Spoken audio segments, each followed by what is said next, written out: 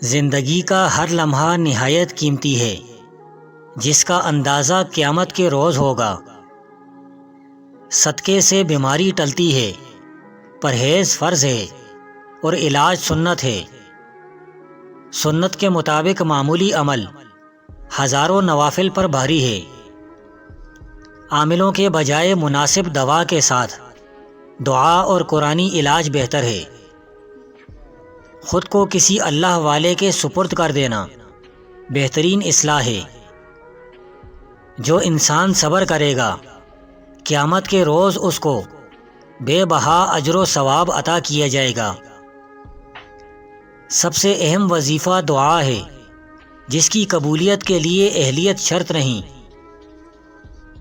ندامت کے دو بڑے آنسو بڑے بڑے گناہوں کو بہا لے جاتے ہیں۔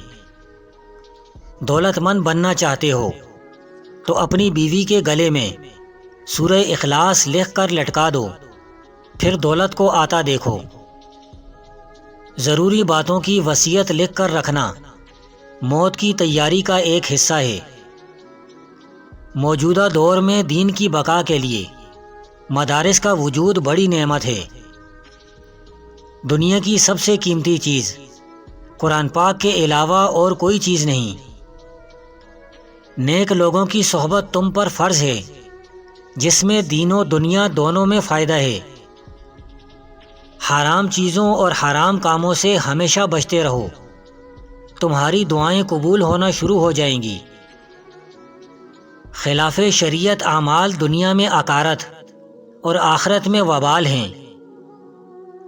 اللہ تعالیٰ سے سوال کرنے میں عزت اور لوگوں سے سوال کرنے میں ذلت ہے۔